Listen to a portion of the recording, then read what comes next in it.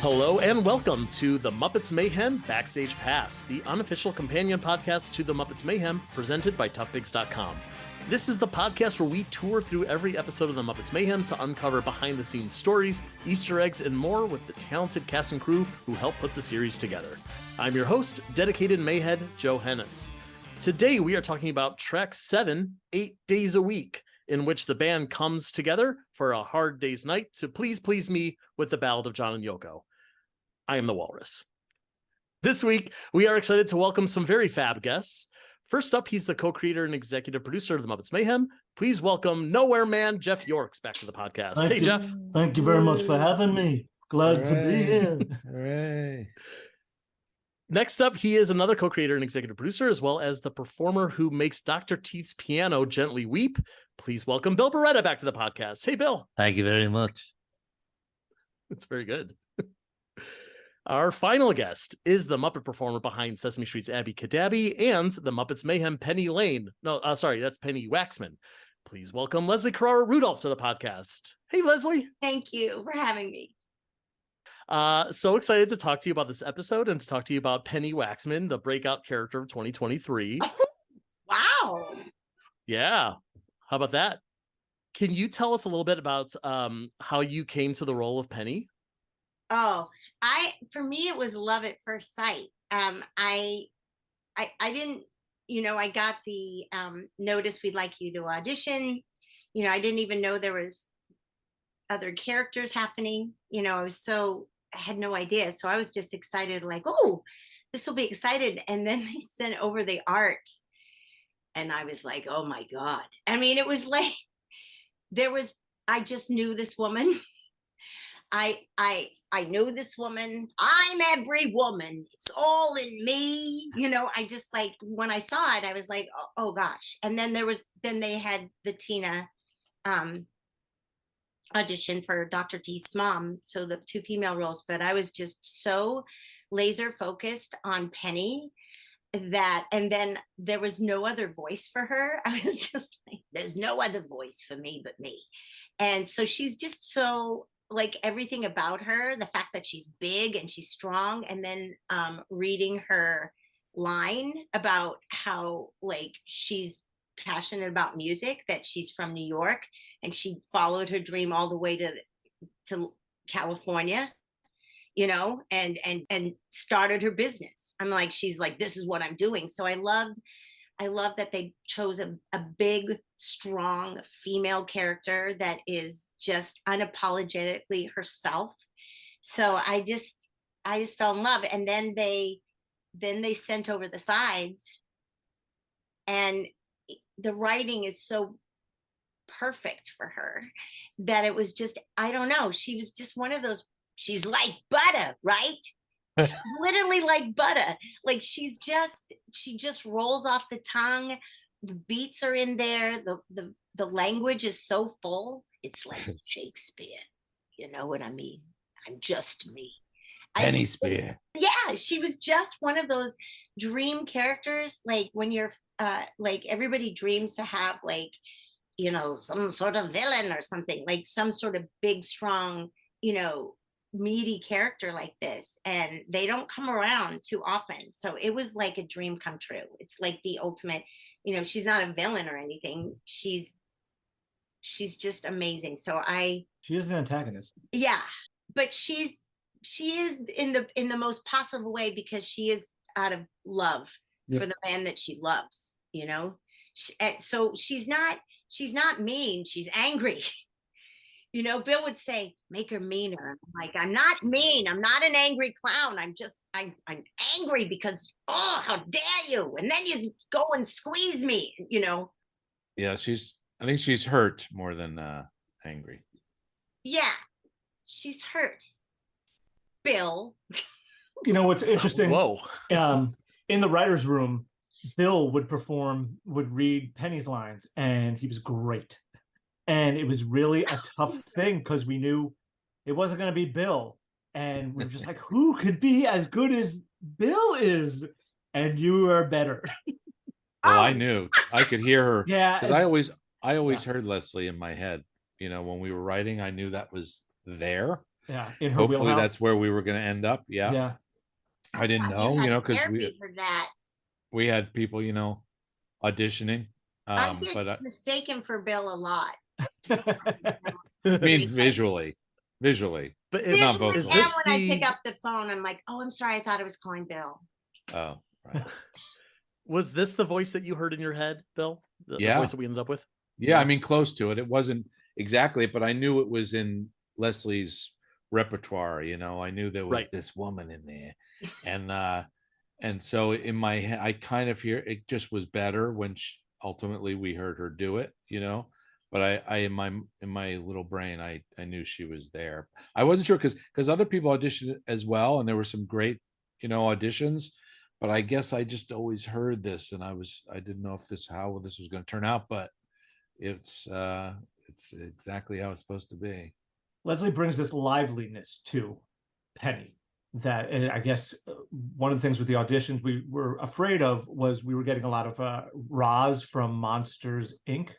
And it matches the image certainly, but what Leslie brought was just like, yeah, she's still alive and she's got this temper and this Energy. fire in her, and that's very Leslie, Well, Yeah, you gave me those tiny feet.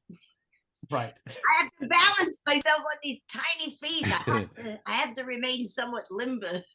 But there's a lot of energy. Even though she's Exactly. this very big character, there's a lot of energy. A lot of Yeah. people would maybe play it down. Right. But her movements, and she is very grounded, and her movements are solid and grounded, but the energy from in her is what's alive. It's great.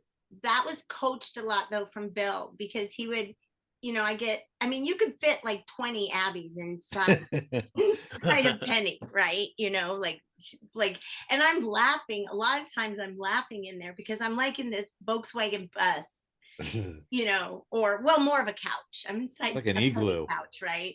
Yeah.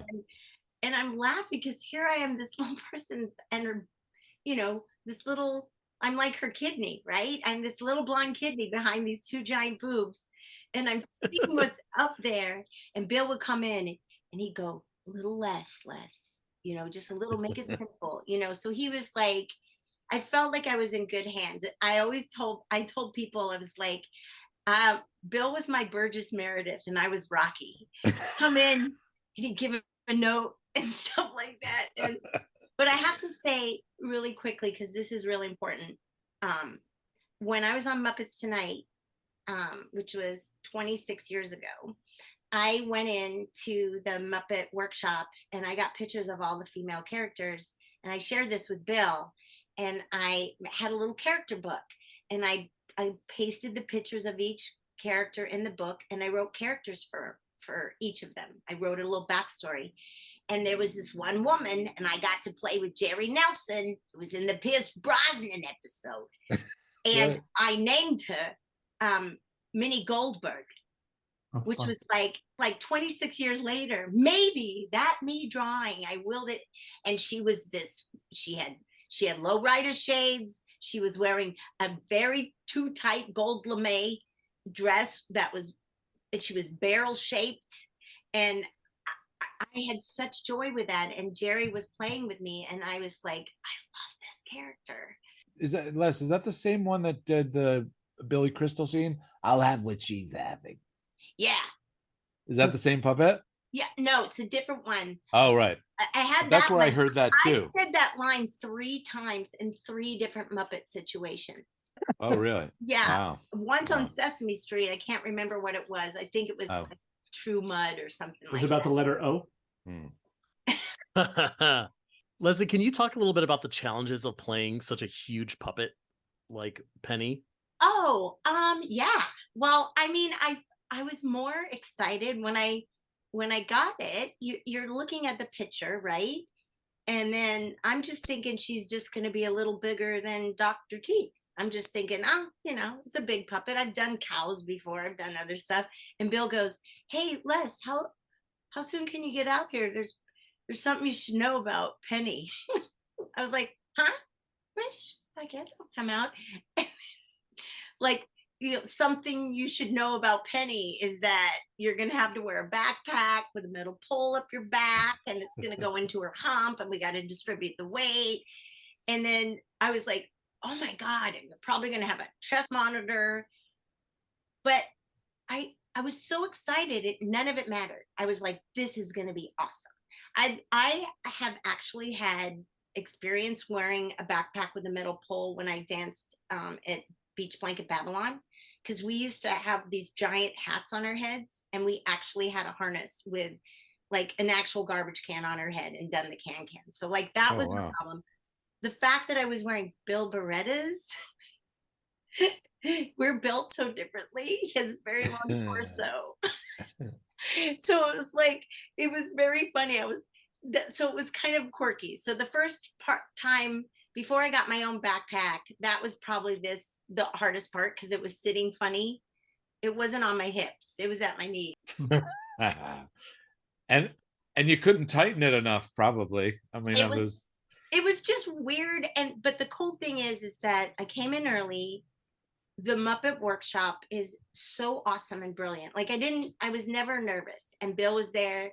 She went through some structural issues with the mouth, because physically, the arm, it wasn't actually ever uncomfortable for me to have my left arm in there. I was always like, it just sat at just the right place, so that was fine.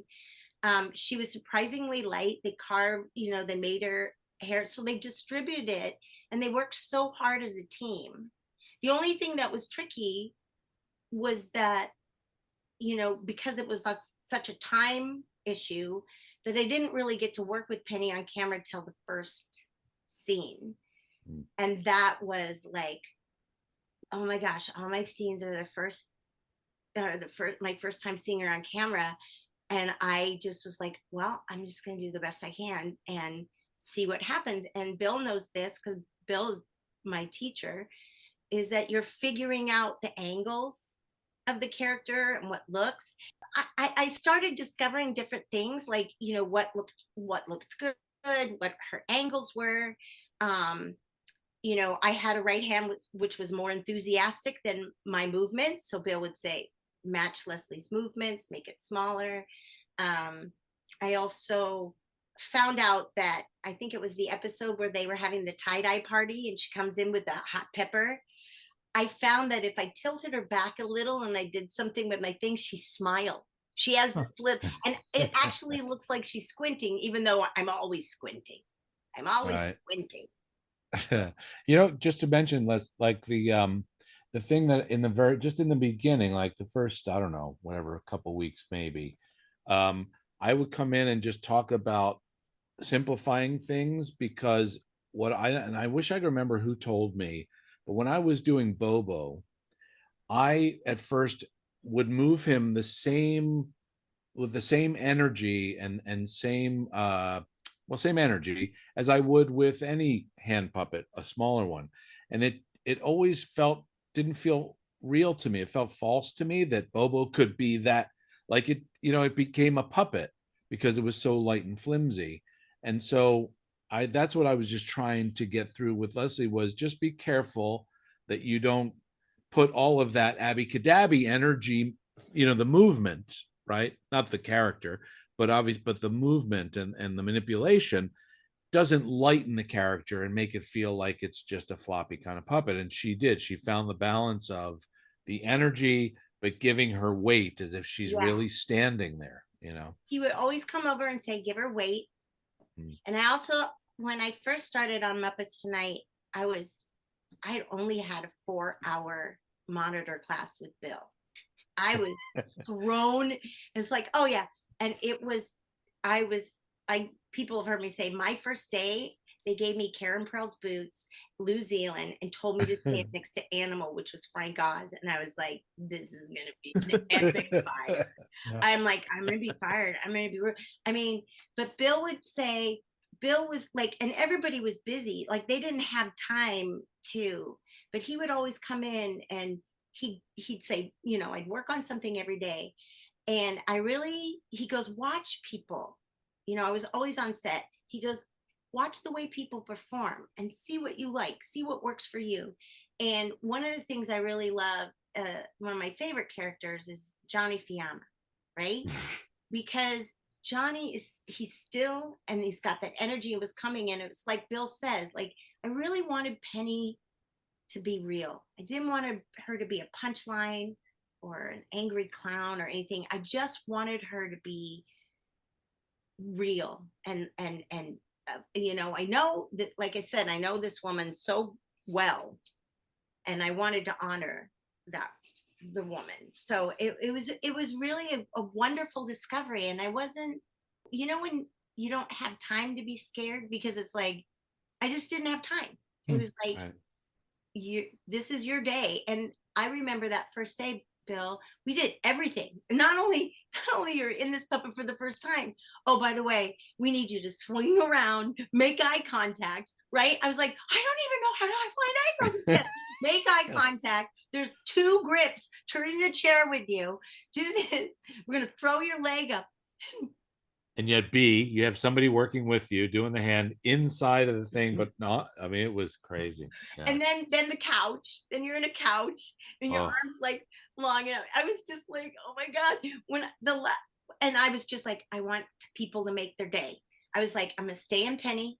Don't take me out of Penny. I don't want to, because I was like, come out. Because you're on a schedule, and every hour that you go over, it goes into the next day. And I was like, I'm the new kid. I'm going to stay in Penny, and I'm just going to do this. But after that last scene, I fell out of the couch and crawled out and sobbed on the ground like, oh my God. Yeah, you did it. Let's jump into the episode. There's so much more to talk about. We could go on for an hour just about Penny's feet. Well, can I say one thing about that? My favorite thing when I was watching it, and she flips her leg up, the sound that makes. No, Bill, the sound effects guys were having a blast. I was like, well, try this. Let's try throwing a frozen ham on a desk. Trying to find the sound of her limb hitting a desk. The thud. I'm just going to give a quick background for this episode. Because a lot of cynics out there were just like, well, this is obvious corporate synergy. This was foisted upon them to tie in with the Disney Plus movie Get Back. And it was not at all.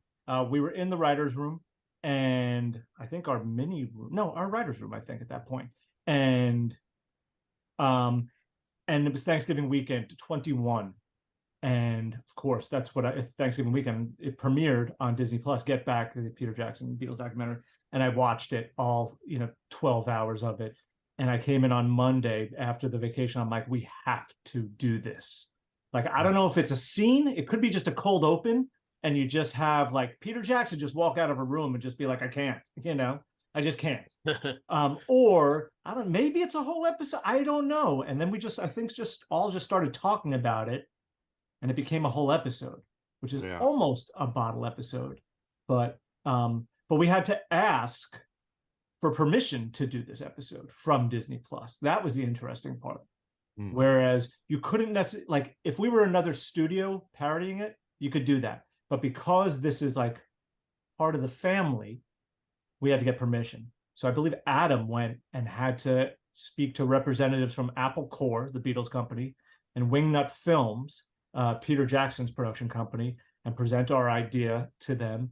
And they were all on board. And that's when we heard back from one of the people at Wingnut saying that Peter Jackson thinks it's a great idea.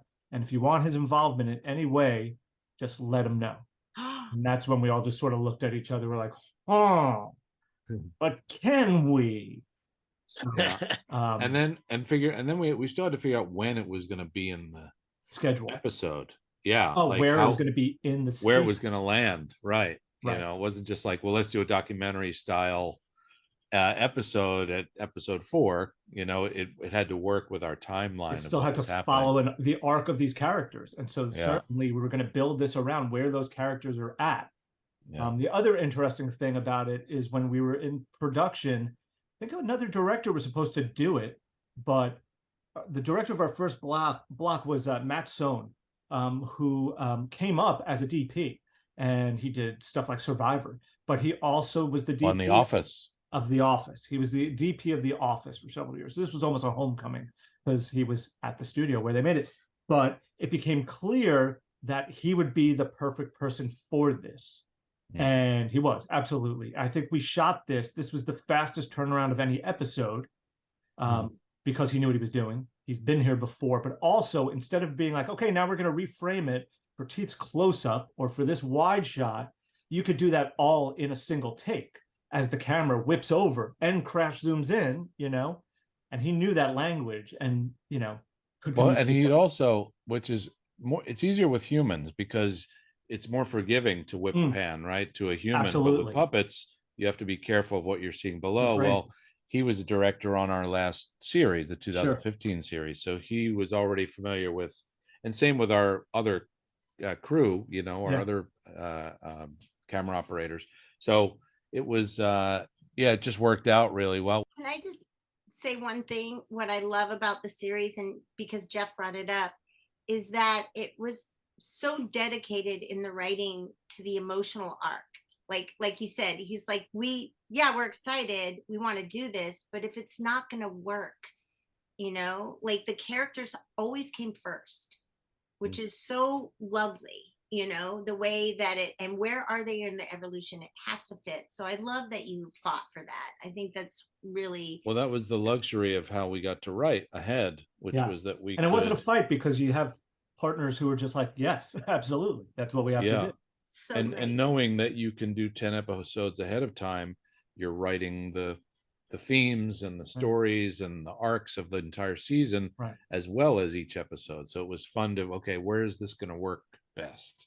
I mean, I know that when this show was originally announced, a lot of fans, myself included, thought, oh, it's just going to be a parody of Get Back. Like the whole thing is just going to be, because we knew from the get-go it was going to be about the band making their first album, or Spinal which is, Tap. I know, Spinal Tap as well. Yeah, which we do get a little bit of in this episode.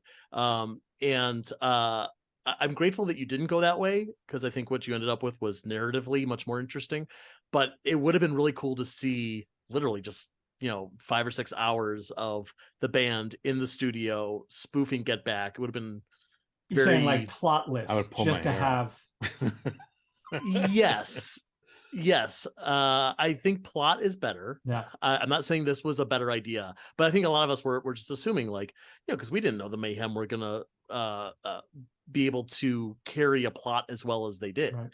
So to be flies on the wall while they're just working and doing silly stuff could have worked. And I'm really grateful that you did it for one episode. Yep. It is such a good spoof, and I'm sure, in addition to myself, most people watching this are huge Beatles fans, so we're really appreciating those Beatles references as well.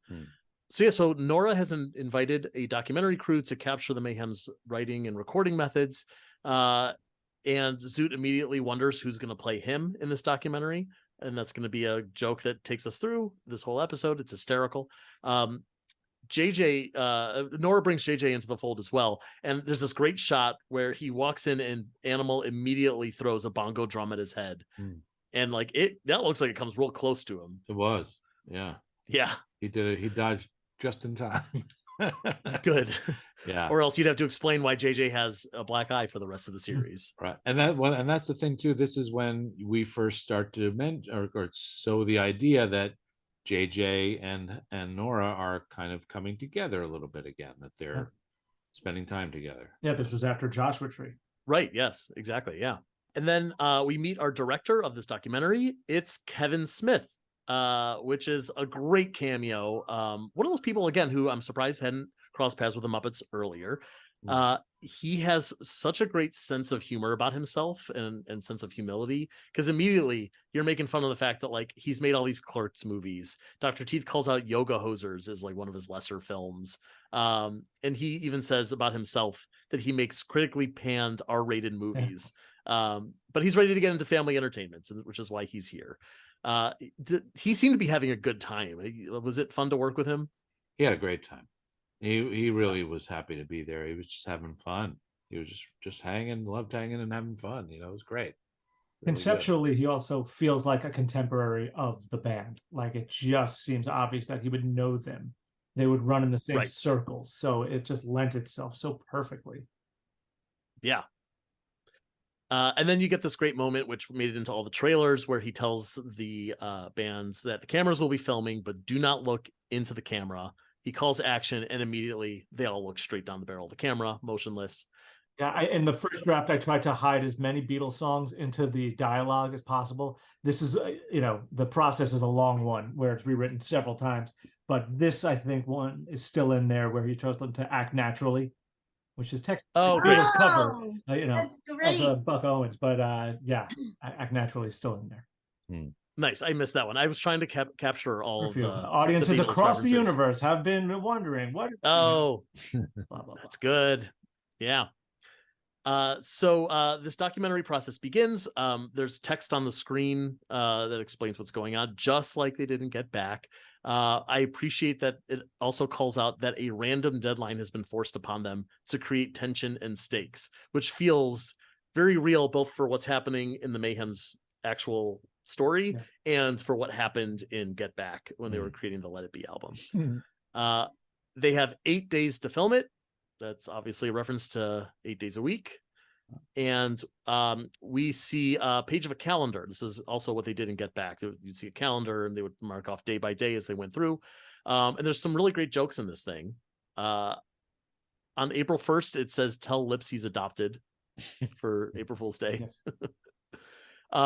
The previous day to the day that we're on is just labeled yesterday. Right before 4/20, April 20th, yesterday. April 20th. I missed and that one. A lot That's of people good. complain, or some people are upset that Kermit didn't make an appearance on the show, but Kermit is on this calendar. He's right there, and that, I believe, correct me if I'm wrong, is a sketch that Jim Henson drew himself, right? That is correct. Yeah, that's amazing. Calendar. That I'm saying this now, and I'm saying it on a podcast, so maybe I'll actually do it. It is a tattoo I've considered getting. Is that very specific Jim Henson Kermit with his hand up? Yep. There are it says April 29th is just Mom's birthday. Is that actually your mom's birthday? It is my mom. I made the calendar. So yeah, this is yeah. I just had to assume. He wasn't sure whether to keep that on there though. No, you know what it was? Yes. But there was also the first zoom in. This shot, the original of the VFX zoomed in, but also sort of like favored it, if you will. Like the camera went right to that and you just saw Jeff's mom's something. And it was a little too much. And I was like, can we redo that and just, you get a hint of it, let people pause it and see whatever. But one of my greatest joys was when this did come out, my mom binged the show, that morning. And I'm like, oh, did you see episode 6? I'm like, you should just should check out that calendar. And she did, and she FaceTimed me in tears. She was so moved and so proud. And Jeffrey, I love it. And it was very, very sweet. Oh, it was really nice. That's good. That's the best kind of perk, right? Yeah, it was very, to be able to do this. Yeah, that's my dad. He's like, what's for me in there? There's nothing. So sorry, Dad. Yeah. You can come up with something. You'll think of something. Yeah, totally. Yeah. Season 2 is all about your dad. Zoot. Yeah. Zoot is my Zoot's dad. there. Right. There's a music. There's like a little musical note thing at the bottom of the calendar as well. Yep. I don't read music, so I don't. Neither do I. So I don't know if I got it. it right, but I did copy it from somewhere, and I think it's possibly a Rainbow Connection-y-esque part somewhere in there. Okay. Possibly. But possibly not. All right, someone out there who knows more about music, let us know if that's accurate or what part of the song it is, because that's a nice little Easter egg. We get a shot of Janice turning an amp up to 11.5. That was seen in the trailer. Obviously, a Spinal Tap reference. Mm-hmm. I appreciate that it doesn't just go to 11. It doesn't go to 12. It's just a smidge past 11. Yes. I'll tell you another interesting thing about this episode. We had a lot of, not trouble, but it was a lot of work to edit this episode. And what was very cool about it was a lot of these scenes were modular and we can move things around. And one of the cool things that we shot were just all these little bits and pieces and whip pans. So we could give it that documentary feel, but also place them wherever we needed to, just to get to the next thing, whatever it was going to be. And again, we moved things around. We wound up color coding these scenes, writing them down. And just, we have this scene, which is red here, and going to move this one later. So that red carries over, but you could always cut to these really fun little B-roll things.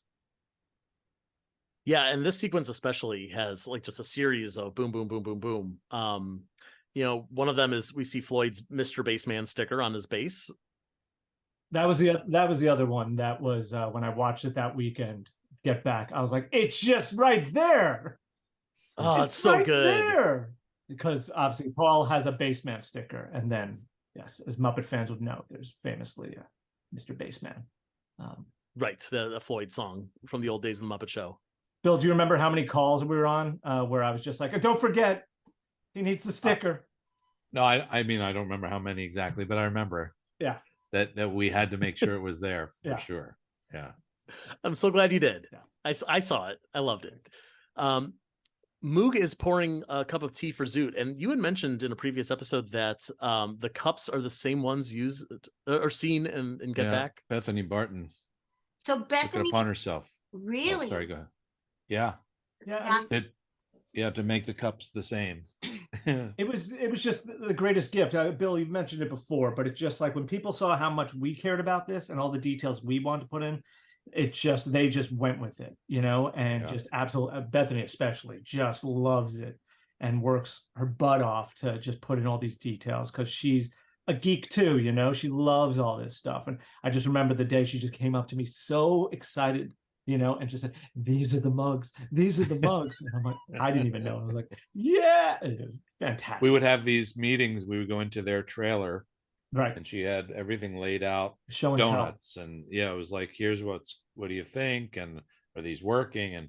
And just the research that she would do and just go take it upon herself to, how do I elevate all of this, in my own little way. And it does in such a big way, so True. Great. Zoot is brainstorming ideas of other people who can play him in the movie. In this moment, he suggests Elvis and is shocked to learn that Elvis is dead. What? When? I love that. Just 2 words. It's so good. Yes. And later on in the episode, same thing with James Brown, Frank Sinatra. Yeah. He's just completely out of the loop. This poor guy. Pick up a newspaper, Zoot. Dr. Teeth and Floyd are jamming together, and Penny is there, and she is knitting next to Dr. Teeth. Mm-hmm. And she says, you won't even know I'm here. And she starts clearing her throat, and she's making some awful noises. Leslie, you look like you're having a good time remembering this. It was so fun. The other thing, you have to know I'm inside Penny, so I'm laughing in there because no one can see me. I feel like invincible in there. But the thing that makes me laugh, I was like, like Bill is such an enabler. I was making this one noise. Bill, Kevin makes it when he scratches his throat. Oh yeah. It's like, yeah. It's a weird noise. It's such a weird noise. And I did it because Kevin used to make these noises. It's really annoying. But what makes me laugh, because I just watched that scene, I played it back. I go, that one noise sounds like gas. It's right at the end. It doesn't sound like it's coming out of her mouth. And the scene changes itself. Yeah. It sounds like gas, and it just makes me laugh so hard. I'm so immature, but it just made me laugh. But I just, and too, like from where my perspective with Teeth, he just loves her so much. Like totally. Those sounds it's like, I don't know. It's like bird calls to him, like listening to a pug snoring. It's like, isn't that cute? Listen to my pot-bellied pig. Isn't she wonderful? Yeah. I do want to praise you for this part of the relationship that they're in, Dr. Teeth and Penny, because I think a lesser show would have had them doing the Kermit Miss Piggy thing. One of them has a crush, the other one doesn't want it, going back and forth, whatever. Oh no, they're hot for each other. Yeah, like almost immediately. Like you're just just a few episodes in, they're like, we're doing this. Oh yeah. And they're just in this relationship that's weird, but like oddly healthy. Like they're actually into a lot of the same things, and they're very supportive of each other. Like I'm really into it. I ship them. Oh yeah. I just love it. It's you. I hate you. I hate you. Oh, I love it when she says that. I hate you. But it was just like, oh my gosh, my pulse went up. Like my hands was sweating. I can't believe I'm feeling this again.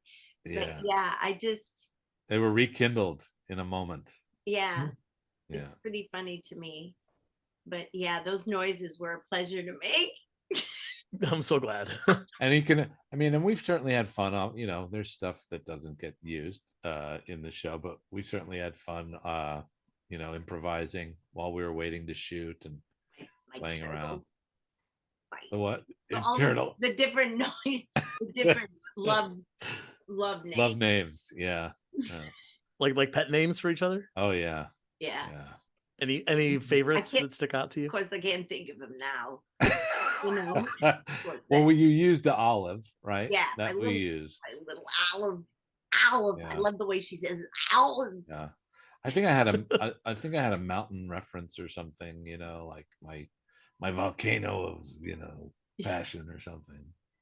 That's cute. I remember at one point, I don't know if it was Dave or Zoot saying, "I can't stop looking at her." It was at the end of the scene. He goes, I can't stop looking at her. Yeah. The fine line. Compliment or like a train wreck. Why not both? In the next scene, Nora and Hannah are catching up in the makeup chair, and we get another Beatles reference as JJ runs by, being chased by Animal, and he shouts, "Help, I need somebody."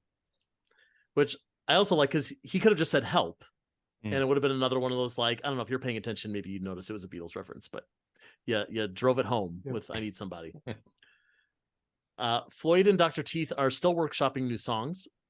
Floyd is humming out a song and he's replacing the word with like something, something, something. Is that another Beatles reference, or is it just the word something? Something was. Yeah, Right. we had it at a few, but yes. Why not? No, it was. I mean, I definitely had written it in there at a different point, but this something, something, something suffices. Yeah. Gotcha. And it goes with that tune. Something, something, something, something. Yeah. Dr. Teeth is not listening because Penny has knitted him into a constricting turtleneck sweater that goes all the way up to his nose, which is a great visual. Just like his big floppy nose hanging out over this huge, potentially uncomfortable, probably very warm sweater. Oh, he loved it. He did seem to love Oh, it. yeah. Yeah. It's beautifully crafted. Everyone else was jealous. Yep. They were. My favorite thing is that you're just jealous that I have a sweater that turtles my neck. Turtles my neck. It's just I love that such line. an amazing line. Later, we see Dr. Teeth playing the keyboard, and Animal is like sitting in the background looking bored and kind of dozing off, which seemed like another Get Back reference. Yeah, that's a Is Ringo. it? Yeah. Yeah. Teeth and Floyd are playing, and Penny decides she's going to join in, and she just starts singing. Beautiful. And it's like obviously a Yoko Ono thing. So tell me what was your your cue, Leslie, for trying to recreate the sound? What was going through your mind? Well, I watched the documentary, right? Like everybody did. And I said, I'm like, do you want me to really sound like her? Like, do you want me to make that noise? I have that happen? And they're like, yeah, we want you to, because it's assaulting, it's just like, yeah. I can't even do it without the neighbors. Like, Dog. like some sort of, someone's killing a yak in the apartment next door, with a butter knife, So again, it's just one of like, really? Imagine I'm inside Penny going like, I really get to make these noises? It's just like I'm like, I guess I just felt so mischievous, but it was all so freeing as well. You have to imagine too, and I'm going to get a little female on you here, that but this was during a time, where the women lost our rights. Roe versus Wade was overturned, right? And so for me, Penny became even more important. I'm just going to say, because I was like, you want to talk about my body? I'm going to walk into this, I was just like, so it was just very empowering to just unleash whatever, like I said, unapologetically her, expressing herself loudly with the permission of, so it was just kind of like one of those things where, but yes, I did try to make those noises, and it was alarming, and I might have scared myself. So. But I think this episode allowed her to become who she believes that she was when she knew the band. Mm-hmm. You know, she'd been living as now this owner of this record company, and she's supposed to be a certain person who's just not happy, you know, and now she's finding some joy and being playful. And so we start to see Penny in a more playful way, you know, it gives her a place to go, which was nice. You know, we also had a debate whether or not we could continue the screaming over the next scene. Penny, I believe, starts wailing, and then we go to a cutaway scene in the makeup room, in the makeup chair, and we just tried to keep, I mean, because Leslie gave us, you know, minutes upon minutes of screaming, wailing, banshee crying. That was just like, one breath. I want you to know, like the when we went to the looping scene, whatever, I'm like, I just kept going. Yeah. And it peters out, but we're like, can we keep it? Can we keep it going through this whole dialogue? And it became just a little too much. So it goes, it peters out, it comes back in as we go back to the scene where she is just finishing, I believe, right? Right. Well, we look forward to Penny's solo album. Yeah, totally. Coming out any day now. Yeah. Nora asks Lips if he has any of the Beatles on speed dial, and he seems to respond in the affirmative. And it sounds like he's saying "Love Me Do" as he's walking away. It does sound like that. I'm not saying he's saying "Love Me Do," right? But check like the subtitles. The closed captions probably tell us. Yeah, right. He does that double thing though. No, "Love Me Do." Yeah. Yeah. Right. Yeah. Exactly. Yeah. Could be anything. Moog is helping JJ. He doesn't know it at first, but he's helping JJ get in with Nora. The first thing he does is suggest getting bunnies for Animal to get on Animal's good side. And then soon after, once he realizes that JJ is using him, he tells him to ask the band how they got the name Dr. Teeth and the Electric Mayhem. Mm. And this is great because, I mean, we've talked about this before, but early on in the season, the characters talk about how Dr. Teeth's name's in the title, but he's not really the front man. It's a democracy for all intents and purposes. And it seems like Dr. Teeth does not want to tell this story, but the rest of the band kind of jump in. Floyd explains that the band was originally called the Good Times, Happy Trails, Super Smiles Fun Band. But then they met Penny. And when Penny saw them for the first time, she felt a burning deep in her soul and scalp because her hair caught on fire from the lasers of the laser show. And once the rubble cleared, she gave the band a record deal and a new name, Dr. Teeth and the Electric Mayhem. And I love this, that she's like immediately tied into the band's history. Yeah. It's not just that she was present. Like she actually did something that we saw throughout the Mayhem's history. We just didn't know it until now. This was my audition. Which is such a great, the other thing, like the perfect character and then the perfect audition side, that you see that not only did she move out to California, you know, but there was a little more to the dialogue, right, Jeff? Because it was like after an evening, you know, she had an electric evening. It's in reference to the evening she spent, you know, with this band and how electrifying it was. And then, but me as a Muppet nerd, when I read that line, like if someone told my fourth grade self that one day you're going to be a character that names the Electric Mayhem, that the band on your McDonald's glass, I was freaking out. I was like, I can't believe I'm saying this today. I can't believe I'm saying this today. And again, it was written, you know, because I was learning so many things with Penny as a new puppet. It was the first time I've ever had a 2-camera shoot. So Bill was really helpful. You'd have to do a close up and a wide shot. And, you know, when your brain is like, oh my gosh, and I had to get different glasses because my glasses weren't working in there.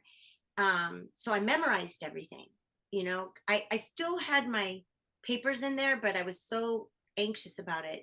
And that was, which helped in the wheelchair scene to be memorized, because I literally had no monitor because there was no room for it. But it was such great storytelling, and it was such a vivid, it's so internal to who she is and what had happened. She's recalling it, you know, the greatest night of her life, where she met the love of her life. So that was really, I really loved that. So, which is cool because it does tie her, as you were saying, it ties her into their history, but it also sets, you know, that's what set up the story. You know, they signed a record contract with her those many years ago. There she was. She met, and now we're finding out when she met them, you know, and gave them the advance that they never recorded. You know, it all fits together. It's just a cool way to tell the story, you know. Absolutely. I forgot there wasn't a monitor in your wheelchair. remember We tried. Jane and I were trying to figure out how to get me small enough, you know, how to get me in there, because I had to ride and I had to like ball up and everything. But I think we figured because she was so wrapped up, well, because like she couldn't see anyway. Right. You wouldn't have an eye line anyway, really. I go, Bill, I can't see anyway. And he goes, oh, well, then I guess you don't need a monitor. And I'm like, well, let's. So it was really a truth exercise. But that, again, is a Penny line. Again, thank you for this line that totally identifies who she is. What do you think? You know, I got here because I faked it till I make it. No, I got here brutal honesty. That's what you got to do. You got to be yourself, kid. That be who you are, be your truth. And she's doing this really like beautiful line about be who you are. Yet she's just had plastic surgery. Right. Exactly. Yeah. That also tells us so much about who Penny is. Like, of course, she wouldn't suggest lying about anything. She is so brutally honest to such a fault. Yep. She doesn't need to lie. It's refreshing. Yeah. But yeah, that tells you a lot about who she is. Yeah. Meanwhile, while the band is feuding, Animals bunnies are multiplying. There's a whole bunch of them now. Leslie, did you play any of these bunnies? I did in the background. I think we all did background. Bill, did you end up using the looping thing that we did for the bunnies, or no? The sound? Actually, we ended up doing some squeaks that I went and bought some toys at the pet store, and I did Foley squeaks at home and then sent them in because they, I don't know, it was just I'm trying to remember, we did them with you, but they were like fart sounds and stuff and we had less control.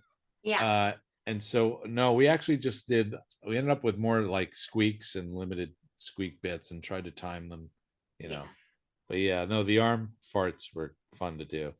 That was just the weirdest looping session. But yeah, we all got to play. That was so fun. We all got to play background bunnies and stuff. So that was, I think it was the pitch too. Like it was trying to get a little bit higher pitch and we couldn't kind of. Yeah. It was yeah. Leslie is blowing into her forearm. I have a gift. Trying to make like a squeak noise. Yeah, I have a gift. I at parties I can do celebrity farts. If you name a celebrity, I can impersonate them. Ernest Borgnine.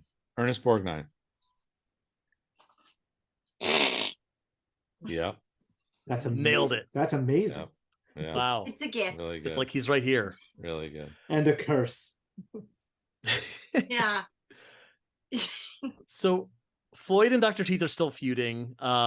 This is where we get this great scene we referenced earlier that Penny, Dr. Teeth suggests that Floyd is jealous that Penny made him a sweater that turtles his neck. And Floyd is jealous. And he says, well, he'll ask if Penny can make him one. And Floyd says, it'll be very much appreciated. And they're shouting, thank you, you're welcome, very angrily at each other. It's such a kind fight. I appreciate that about the Mayhem. That's the Mayhem. Like, they love each other so much. Like, even when they fight, they're pretty nice to each other. Yeah, it's hard for them to be really mean. They know they're angry with each other, but it's not about the words. It's about how they feel, right. You know? Yes, exactly.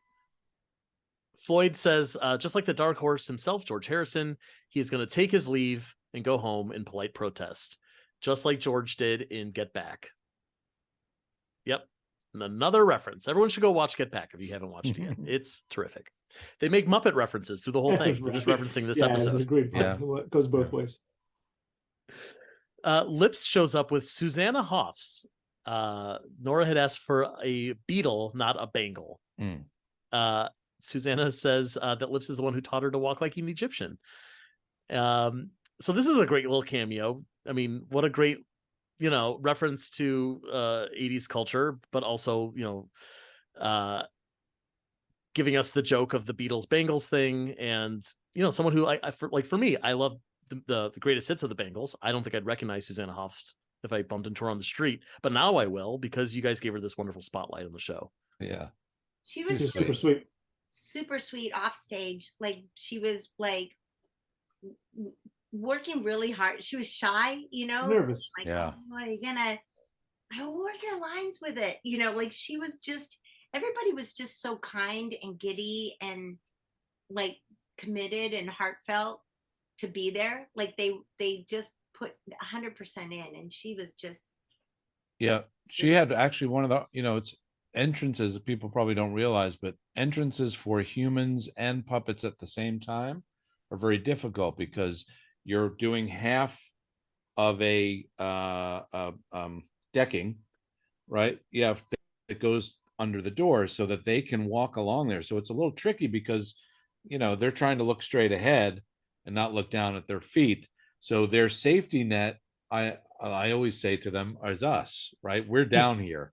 So if we've got, I know it's not the most reassuring thing, but if you come off of that decking, we're here. We're going to stop you, right? Right. You're saying she had a narrow path.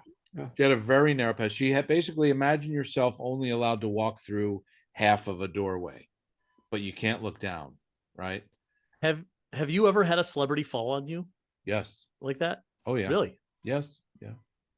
Yep. Whose life did you fell save? on you? Cindy Crawford almost fell. Oh yeah. Oh, that's too bad. Dancing with Bobo.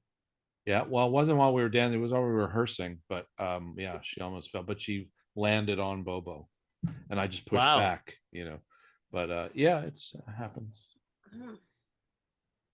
I like your acting, just like so nonplussed by it. That would be, start my obituary with that one. She could have fallen all the way off. Someone out there is bragging about how Cindy Crawford fell on them. And it's a less interesting story, because they didn't have, I think it's Bobo. A giant bear puppet. Yeah. Right, Bobo. Yeah, Bobo's talking about it. The band decides to put their argument aside so they get back to the album. And they start playing a song. Dr. Teeth says he wrote it about Penny, but Floyd says he wrote it about Janice. Janice says she wrote it about herself. They're back to fighting. So Floyd says, well, he'll just write another song about his other true love, Soup. And here we get Soup to Dupe. Jeff, this is a wonderful song. I don't know why it's not on the album. I know. This song slaps. I mean, again, I've said before, I feel like if I say it now third time, the Basement Tapes, if they just put out like just a mini release with all these little fun songlets, people would buy it. And I think, it'd be. Or it could be a Disney plush, right? It could be an item where it's like a can of soup that has Floyd on it, whatever it is, and you squeeze it, and the sound chip is in there. Yeah, you pull the string in the back, and then it sings the Soup to Dupe song. Some Maz Soup. Yeah. Oh, that's so good. Yep. Right? It's a product. Yeah, it's my kid's favorite thing in the show too. It's their favorite song. Of all the songs, it's the Soup to Dupe song is the favorite. Great. It's an earworm. But what I like here, and tell me if this is a Get Back reference or not, is that we're really seeing Floyd's entire creative process. Like when we saw Paul McCartney write Get Back in real time in the documentary. Is that kind of what you were going for? Yeah, I mean, there's different than that. The something. There were two directions we could have gone, and we discussed both of them. Correct me if I'm wrong, Bill. But one of them was that we would see them develop this song, and at the end perform that song. So right. Love's the only thing that matters. Love's the only thing. Yeah. I think we just got swayed and so into the fact that they would perform a Beatles song on the roof. Yeah. It almost betrays what should be the story thing. But yes, watching in that documentary is on the spot where all of a sudden you're like, oh my God, he just figured out, Get Back. Like that you're watching a classic in real time being created, something that we wanted to do, but then I think I just I think we ended up with that Beatles song because it was again supposed to be a documentary about love, exactly, right? And that's what the intention was from the beginning. Was this needs to be about love, and and so you have the Nora and JJ stuff and all that. But I think you're right, Jeff. Initially, we thought that would be the song that they figure out. Right. Yeah. So throughout the episode, we would chart that song being written. Yeah. But Right. Yeah. it still works because, again, it's a Beatles song, you know? Yeah. You can't go wrong. Absolutely. Yeah. No, you can't. Well, I don't know. I've heard some bad Beatles covers in my life, but you did not go. We're going to pan up to the roof and they're playing number 9. Right. You're yeah. right. Yeah. Her Majesty's a pretty nice girl, but she doesn't have a lot to say. That's a good So Beatles song. catchy, though. I like that one. Yeah. Lips shows up with Paula Abdul. Nora asked for a Paul, not a Paula. And she's worked with the Muppets before. In fact, Bill and Leslie, you've both worked with Paula Abdul before on Muppets Tonight. Yes. The boss man. Right. Yeah, that's right. So sweet and kind. I painted shoes for her. My mom reminded me. Oh, did you? I didn't realize I did. I painted her some high heel sneakers that had clouds on them and stuff like that. But I want to paint her another pair because I'm gotten better. But she was so sweet, and she's such a, dancers talk to everybody. You know what I mean? It's just they're just awesome people. I mean, I always find that talkers dance with everybody. That's the flip side of it. So, interrupted. I'll tell you my little quick story. So when I first started dating my wife, Christina, during Muppets Tonight. No, we didn't first start, but we've been together for a little bit. You got married during Muppets Tonight. I did. And we weren't married yet, but Paula wrote a little note to my mom. Really? Yeah. I think your son is very handsome and talented. Ooh. Something like Wow. that. The wedding's off. And Christina was like, what the hell is that? How did she write to your mom, Bill? Because my mom was visiting or something, and she left a little note or something, gave me a note to get, like, it was like, Bill, tell your mom. Maybe it was more like that. I have to ask Christina. I don't know if she remembers either, but it was just something that, it felt like it could have been a flirt thing, but it probably wasn't. It was just her being You got to find funny. that note. Yeah, I don't know Yeah. if I still have it, note. but Christina was like, excuse me? Yeah. Wow. But then I got to know her actually over the years. Like, we actually ran into each other, all of us, at like a lunch one time, and she's just so sweet. She's so cool. And when I saw her, we saw each other, and what did she say? Oh God. You had that note? She said, do you have that note I gave your mom? Yeah, right. No. Can I have it back, please? Here's a PS. No, I oh darn. Now I can't. I blew it. I can't remember. We saw each other, and it's been like 25 years or something, and she looks amazing. Like, Yeah. she doesn't look any different, I was like, you look exactly the same. And she was like, thank you. I was like, so you're not going to say the same thing for me?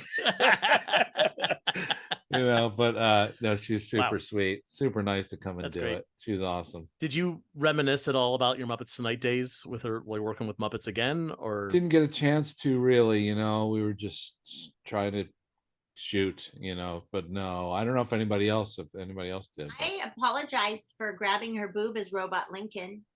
Oh, you did? Yeah. What a thing that you can say is that you grabbed Paula Abdul's boob as Robot Lincoln. That is the most Mad-Lib That's sentence. quite a sentence. He leaned forward, and there was a screw in the set that was going into my forehead, and I was like, and then he's like, I'm so sorry. She's like, oh.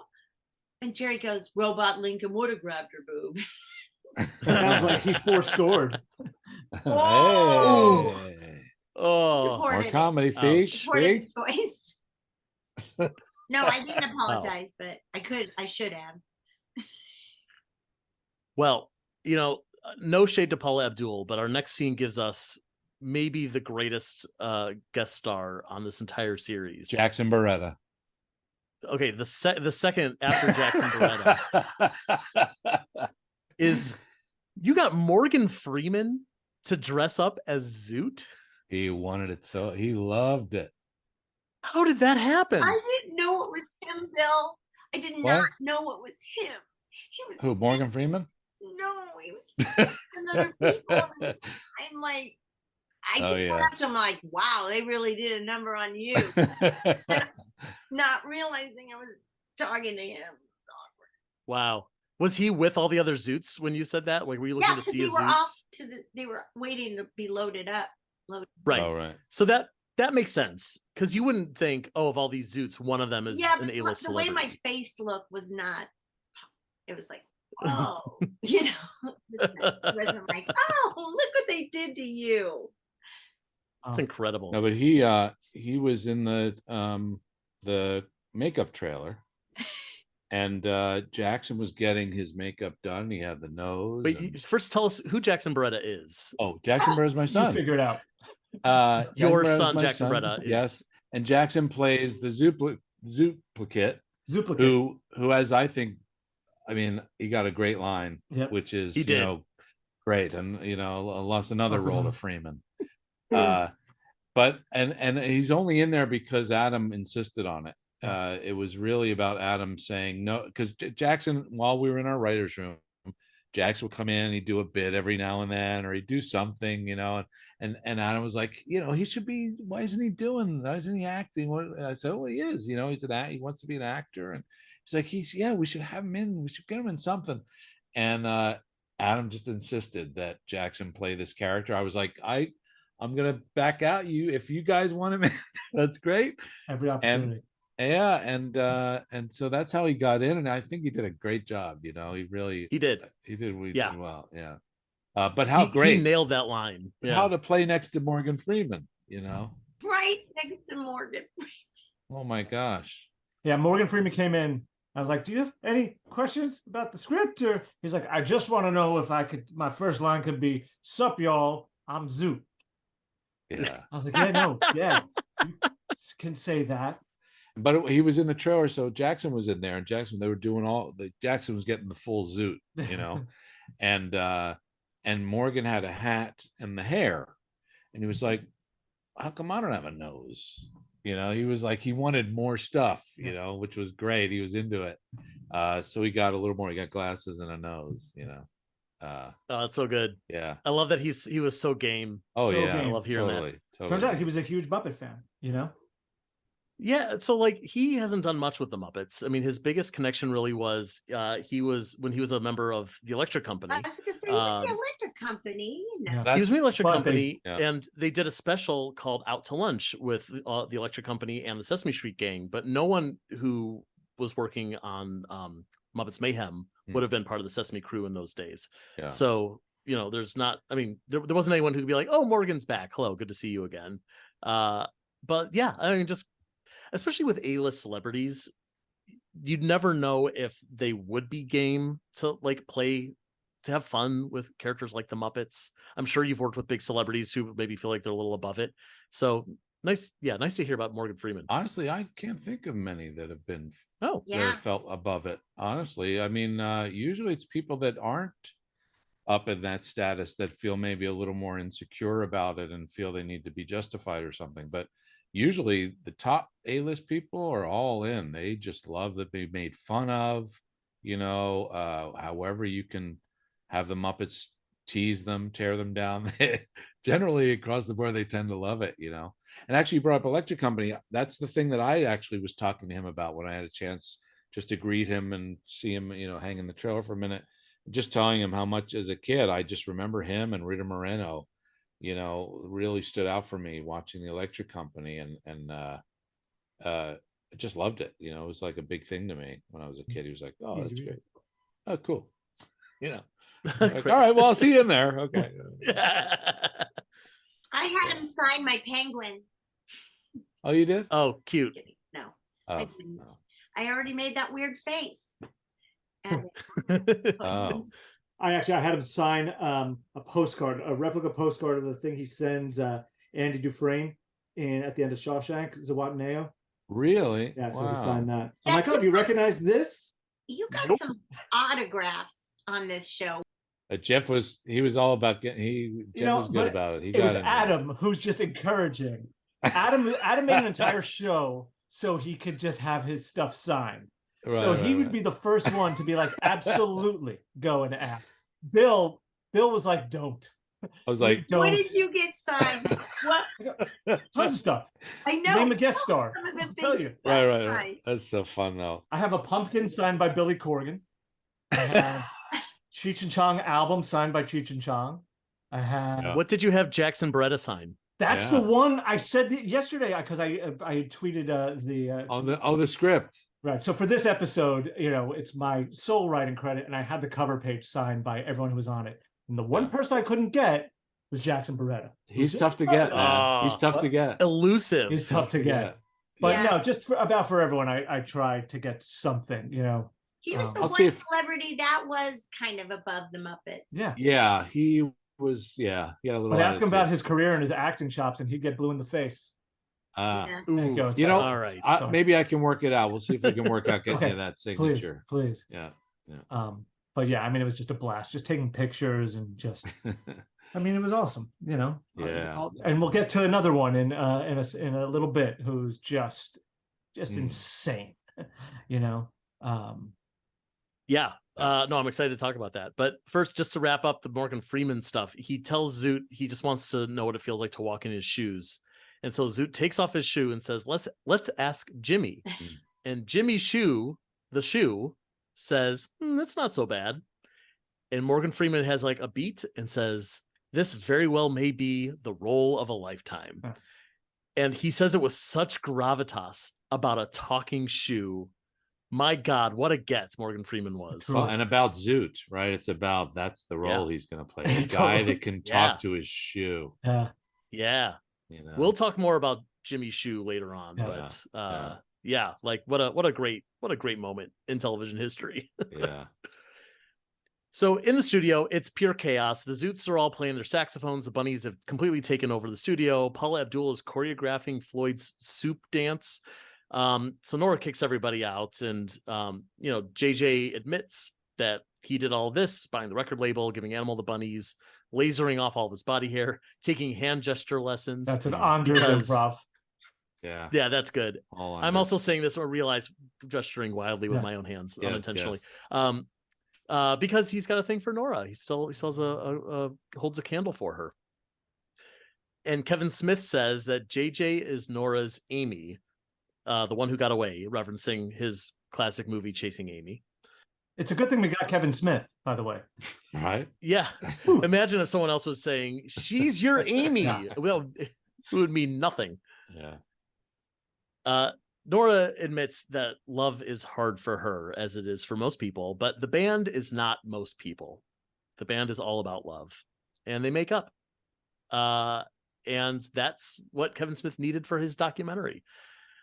Dr. Teeth also declares, the band name thing, Dr. Teeth and the Electric Mayhem, it's obviously driving a stake through the band. So he says, we am, is, are, and be, they whom are known as just the Electric Mayhem. Of course, quoting his line from the Muppet movie, but omitting his own name from the band. And that's it. You've created a new history for the band. And it makes so much sense. In the future. Yeah. Because we don't need it. We don't need Dr. Teeth's name in the band. We just need to know that they're the Electric Mayhem. And it feels like the hard thing to do as writers, I'm sure, which is to show growth, but also get back to a status quo. Right. What it does do, though, is it does create marketplace confusion. Does it? I think so. We still have the Electric Mayhem, and there's also Dr. Teeth and the Electric Mayhem, but it's all good. T-shirts. As if they're two different bands. Yeah. I do love the line. There's that little exchange earlier when Dr. Teeth says, we're all the front man. And Floyd says, that's because you're always in the front, man. Yep. It's a great. Yeah. And he's not wrong. Yeah, it's a great line. It's like that weird thing too, where like bands complain about, or keyboardists complain in bands because they used to be always in the back. And so that's why the keytar was invented, so they could actually get up front. But Dr. Teeth really is always up front when the Electric Mayhem's on stage. Yeah, he's kind of staging on his part. Yeah, kind of. Floyd and Janice are more up front, but that's true. They're wings. He's a wing, and Zoot and Lips tend to be wings now. Yeah, that's true. Yeah, but not like driven into the back like some bands might do with their keyboardists. Yeah. Nora still kind of regrets not getting a Beatle for the documentary, but they still succeeded in telling a story about love. They don't need Paul McCartney. And in that moment, Lips gets a call on his phone from Paul McCartney and declines it. Now, I got to know, Did you actually try to get Paul or Ringo to appear in this episode? Absolutely. Yes. I sent a video of Dr. Teeth asking Ringo to be in the video in the show. Wow. Yeah, You know, he it's just just couldn't do it. He was on tour. Yeah. It just, again, all these musicians were on tour. We had a very, very tight schedule. And, you know, there's not much adjusting. Like, you know, Paul McCartney, he's in town in 3 weeks. But we're not right. Yeah. We have our director here now. We have, you know, our cast, all these people. This was also a scene that had a lot of people, you know. So it was a tough one. We had to, you know, work around. Absolutely. Abby got kissed by Paul McCartney. I'm just gonna say it. Oh, Abby. So Actors Equity Fights AIDS, they had a benefit and they were doing the music of Frank Lesser. Paul McCartney owns all the Frank Lesser music. So he was with Broadway Cares Equity Fights AIDS. They'd asked if we could do Inchworm or something. So it was Grover, Abby, and Cookie Monster. And we were, you know, like Cookie's eating all the cookies from Paul McCartney's dressing room. We were just ad-libbing, you know, and we walk backstage. Paul McCartney runs after us like, Cookie Monster, you're eating all my cookies. I was just like, we all were just kind of like shaking because we didn't know what to say. And we're like, I need to put my puppet on my hand. So we interacted with them, and then we were backstage, and Paul McCartney sang one of my favorite Frank Lesser songs. It's called Slow Boat to China. I wanna get you on it. It's just gorgeous. And he's singing it on stage, and I'm totally swooning. And we're backstage with our Muppets, and I'm like, technically I'm on stage with Paul McCartney because the stage goes all the way back to the wings. And he comes off stage, and I'm standing there, and I have Abby, and like, I'm like, you're so magical. He goes, you're the one with the magic. He goes to kiss her, but I'm gasping, and my natural reaction is to open the mouth of my thing, and I go, huh. Eric's wife, Mary, snaps a picture, and it looks like Paul McCartney is open mouth kissing Abby. It's not. It's the angle. I can find it and send it to you. I would love to see that, even though I'm sure the people at Sesame do not want anyone else to see it. We weren't allowed to tell anybody because normally Sesame Street's not allowed to do other nonprofits, but we were under the radar, and we were begging to do that. So that's my little thing. I was like, wow, amazing. I love that. We should probably mention that even though Ringo couldn't make it into the episode, that he does play on one of our songs. Yeah. We Are One in another episode. Wait, he does? Yeah. Linda Perry got Ringo to play the drums on We Are One. You know the Minecraft song? Whoa. Yeah, so he's playing on that, which is amazing. It's baffling that this wasn't promoted more, that Ringo is on a Muppet album. Yeah. But here we are talking about it on a podcast. That's what we're doing. Go. Yeah. Wow, I'm gonna go look at our album. You should listen to it. I mean, it's very, very cool. You can hear. You're like, yeah, that's Ringo. You know, playing with animals.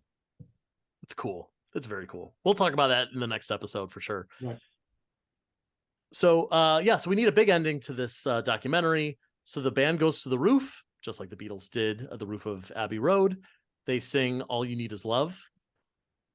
As the band is singing, Penny starts to sing along in her Yoko Ono voice. And JJ immediately and very wisely unplugs her mic. And I feel like this is a true story. Is that you're nodding, Jeff? Remind me what this is from. It's John Lennon performing with Chuck Berry on what show was it? Some not variety show, but some television show. And she joins in. Like, they are jamming. It's awesome. It's magic, right? And then she grabs a mic and starts Banshee screaming, and someone has to just turn off the mic, and like John, I think, does his best to sort of not acknowledge it, but it is cringy. Yeah, I've seen this on YouTube, and you could see there's a look on Chuck Berry's face, like, what just happened? Yeah, who is this? Oh. What is this? Yeah. Yeah. So it's a nod too, but also gives great closure to that, to Penny on that episode. Fun. Yeah, absolutely. Yeah. Nora and JJ seem to be getting closer, and Moog asks Hannah what his next move should be, and she says the only next move, just let it be. That's it. That actually is not a Beatles reference. That just No, it's not. that worked out. That is just That was just improvised. yeah, crazy. Yeah, amazing. Wow. So what's interesting about this next moment, we I think you can notice that we graded the episode to make it look like it's film.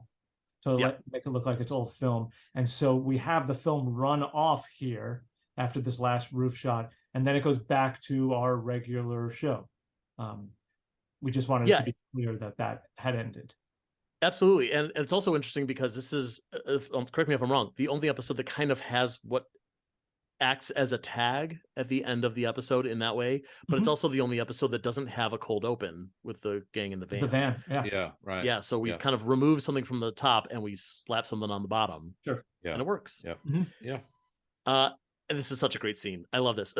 Before we even talk about it, I was told when we got the press release that had the full list of all the celebrity cameos, we were told, I think by you, Jeff, or Adam over social media, this is not everyone. Like this, like there are names that were left off this list, and so we were like, okay, anyone could show up. Like that was really exciting for us. As far as I know, this is the only celebrity that was not on that list, if I'm remembering correctly. Ringo Starr on drums on We Are One. Ringo Starr on drums, right? But this one for people we see on screen, yes, and it was such a great surprise. I think if we had known Peter Jackson was going to be somewhere in the season, we'd be like, well, he's going to be in the Get Back episode, like easy. Yeah. Can I give the quick story for this? I would love it if you did. So when Adam pitched it, this was the idea. Peter Jackson, oh my God, Peter Jackson's possibly interested. Fantastic. We wrote the entire script with Peter Jackson as the director. It's all Peter Jackson references. It's terrific. Great. And then it's like, what are the logistics here of getting Peter Jackson to do this? Does he fall within our time frame? Is he available? All this stuff. And it was looking less and less likely that he would be able to do it within our time frame. And we can't, again, just bend it around production for this possibility. But it truly was a saga. And so at a certain point, we knew that we could get Kevin Smith. But we don't forget, we were we reached out to whoever we could, like the head of the film, our friend who used to be at Henson, who became an ambassador and now is, whoever could reach out to help us. Yeah, with Charlie getting customs things. I think there were legal faster, things that had to be. All kinds of things that had to be. Yeah. And so we did. We rewrote it and we made it Kevin Smith. That's why there's all these Kevin Smith references, and it works. It works great. That's the thing. When you get lemons, we wrote lemonade, right? So it just how could it be anyone but Kevin Smith at this point?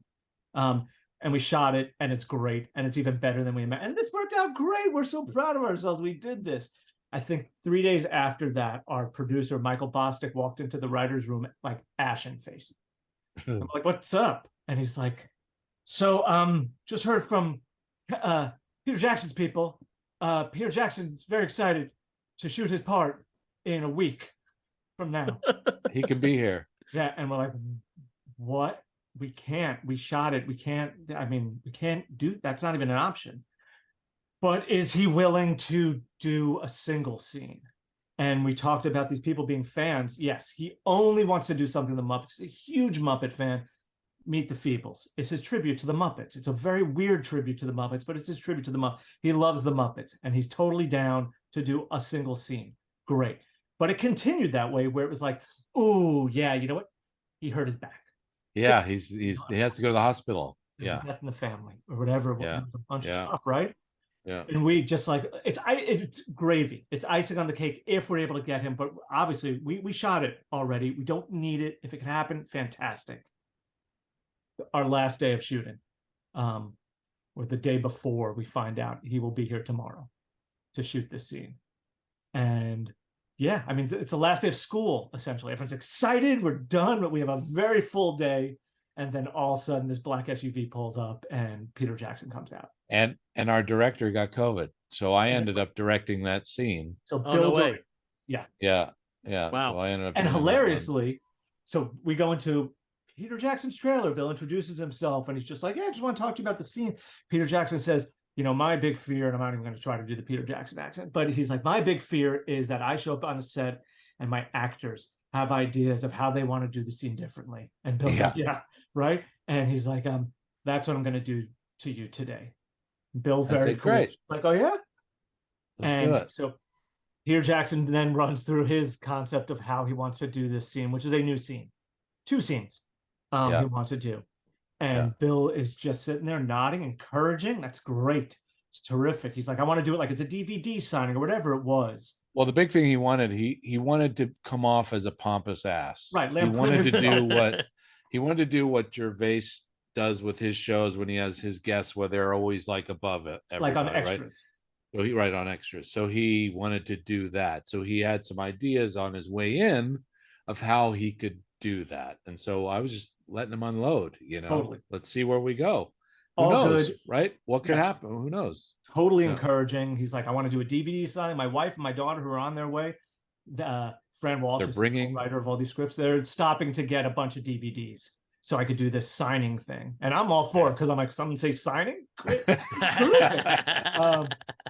go over to the set. We're going to do just a read-through, just a quick read-through of the scene, just so everyone's comfortable. And again, open to ideas. And I think it was sort of then that he was just like wrapping his head around. Well, yeah, I felt like because he had all these ideas and they're really fun, right? Yeah. So there's a lot of fun stuff. And I thought maybe there's a way we can put some of this stuff that he's talking in. Let's see what happens. But I said, why don't we just, before we make any decisions or change things, why don't we just read it with everybody so you can feel what it's like and we're in the room. And so we went, and when we did that, I think he realized it was probably funnier and more on point than maybe he originally thought. But he did it. It was with that adjustment of him being above, being that pompous guy. And so we started to come up, Jeff was there, and we started to come up with lines for him, to help add that to the existing scene. So really the adjustment became his attitude, towards the who he was and how he felt with the Muppets, which was fun. His ideas. I'm holding up script pages right now. This is all right. The sides for the day and just all his rambling notes. At the end of the day, I was like, can I have those? I got them and he signed them. But it turned out great because he really did play it as this guy who, I don't do what's the line? So we wrote this scene and it was like 7 pages long because we get to write now for Peter Jackson. It's fantastic. Right. And then we had to cut it down. I'm like, please just save these 2 things. It's the Meet the Feebles reference, and I don't make sequels, I make trilogies. That's all I care about. Both great moments, yeah. And we got them, and he loved it. I mean, the Meet the Feebles thing, he was like pinching himself. He's like, I can't believe, that I get to mention the Feebles in this. And then that's his improv, about 2 of them are in witness protection program, and right, one's in jail, yeah. And we still kept the structure of them at the table, and totally. Oh, look who's here, and how's it going, PJ, and all that stuff. Was there any pushback from anyone on the Disney side about the Feebles reference? I don't think they knew. I don't think. And we didn't hear anything. Yeah, that's fair. Bad, Yeah, of course. And then when he says the "I don't make movies, I make trilogies" line, it sounds like to me in the background there's like a Hobbit-esque musical cue. Is that did I hear correctly? Yeah, it's the Mayhem theme. I working with Mick, I'm like, please, for this moment, can we just have something that's reminiscent of Lord of the Rings with like a little sort of flute kind of thing, and just the Mayhem theme is great. That's so good. Yeah, good little touch. What a good sport. I'll tell you, you want to hear about good sport afterwards. He was done shooting. He took pictures of it. He wanted pictures with the Muppets and everything, and everyone took pictures. And then he went off, and Adam and I just followed him to his trailer, where we just geeked out for the next hour. There was no more writing left to do, so we just talked with him, and he showed us clips on his iPad, just stuff from. First of all, we're the only 2 geeks in the world who are not huge Lord of the Rings fans, so like I'm sure he was relieved to not be talking. I'm like, please tell me about Heavenly Creatures. Let's talk about Dead Alive. God. Did you ask him about the Frighteners? I love the Frighteners. Totally, one of my favorites. And he was showing us he's like. Whatever, he on his iPad, he was showing us stuff and signing stuff for us. I mean, you want to talk about signing? He had a Comic-Con signing for me and Adam. Wow. So good. Couldn't have been nicer. They wound up sending me a Heavenly Creatures poster that they both signed, which is pretty cool. That's cool. We were just shooting. We were Yeah, just you guys shooting were still stuff. making the show. Guys were having your personal Comic-Con.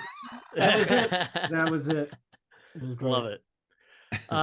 So the episode ends with him telling the band once again, act natural, don't look at the camera, and they look directly at the camera, and that's where the episode comes to a close. Yeah. So Leslie, now that we've wrapped this episode up, do you have any other fond memories of performing Penny or anything else you've done on the show that you'd like to share that maybe wasn't from the 8 Days a Week episode? Yeah, well, I just was, this whole experience was just, I don't know, like Brigadoon for me, you know, like I couldn't, it opened up. Can I be Gene Kelly? Yes, definitely. All right. I definitely felt like everything that happened, the world opened up for me at just the right time.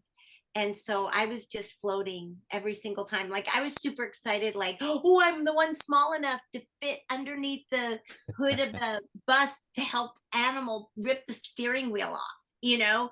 Like I had just as much fun doing the puppetry that we got to do. Like one of my favorite scenes was like, I think it was,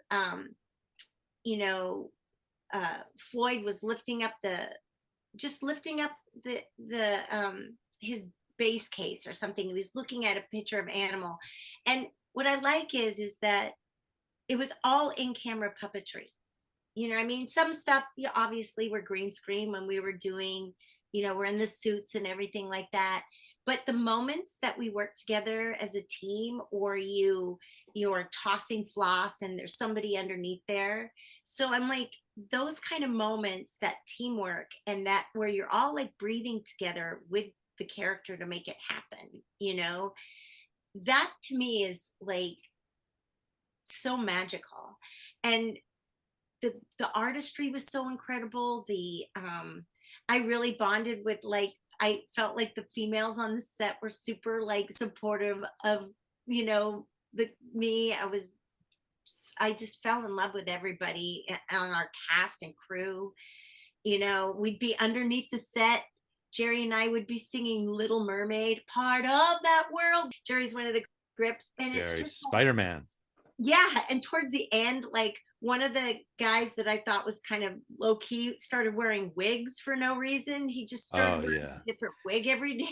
For me, the whole thing is that little by little, like people were so joyful and playful. And so those little moments, I will say, Bill, you weren't here for this. The scene where Penny is on the I love that. I know, I missed that. We were shooting on the other stage. The funny thing about that is that belt, the exercise belt, I lost 4 pounds. Penny at least. But it was so hot. It was so funny because in order, the belt was so loud. I was sitting on a box, and Penny's her lovely schmata from Chico's, which is, I'm pretty sure where I had one outfit that I loved that it had palm trees on it, and I'm like, who wants in and out? Like I loved it. And also Bill came up, he goes, I'm sorry, but she already wore that. Doesn't she have something else to wear? Like Bill was so concerned, like she wouldn't wear that again. She wouldn't do that. So I loved it. Like one time, one of my favorite moments was like, I was standing in the boots, and I can't remember who was, one of the grips was trying to move. I can't remember his name. He was so sweet. He was moving the monitor, and I was like, I could see his underwear brand. I'm like, oh, let's do Secret Santa. I know what you want. Whoever gets him has to buy Calvin Klein, So I think Bill will attest the favorite parts of the in-between scenes. Whenever Penny and Bill were together, I laughed so hard. The chip scene was ridiculous. I was moving my legs. I was moving everything. You made it look so good. And you made it really look. It was so ridiculous and we were laughing so hard, but it was so hot. And I got out from under there, and I don't know if you guys watched the Flintstones, but there was a scene where Fred and Barney went into a sauna, and they came out this big. Oh yeah. I felt like when I was in Penny, I came out and I was 4 pounds lighter. I don't know what happened in there. Puppetry is hard work. That looks so good when she's on that machine. You made it look you really believe it. Christine was like, is she standing in there? How is that? She really believed that. It's like It's really good. Yeah, it's really great. it was silly. So yeah, all of it. We were so lucky to have you. Thank you. You're so good. Thanks, Jeff. You guys wrote a really great, strong character that was effortless to play.